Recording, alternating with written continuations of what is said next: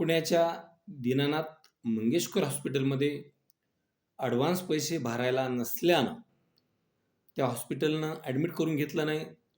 अवकात नसेल तर दुसरीकडे जा अशा प्रकारचा सल्ला दिलेला आहे आणि यामध्ये वेळ गेलेला आहे आणि दुर्दैवानं या महिलेला आपला जीव गमवावा लागलेला आहे. त्या हॉस्पिटलनं स्वतःचं हॉस्पिटल, स्वतःची कमिटी, स्वतःचा अहवाल दिलेला आहे आणि स्वतःचा बचाव करण्यासाठी त्यांनी काही निष्कर्ष मांडलेले आहेत, ज्यामध्ये असं म्हटलं की जुळ्याची प्रसूती तिला धोकादायक होती आणि तिला दत्तक घेण्यासाठी आम्ही सल्ला दिला होता. तिला कर्करोग होता, तर पहिले 6 महिने त्या तपासायलाच आल्या नाही, ॲडव्हान्स भरायला दिला सांगितलं म्हणून त्यांनी तक्रार केली.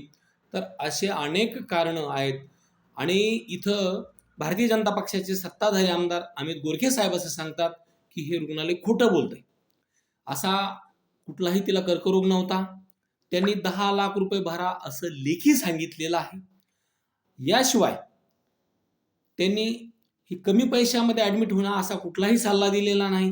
म्हणजे गिरे भी तो टांग ऊपर अशा प्रकारचा हा प्रकार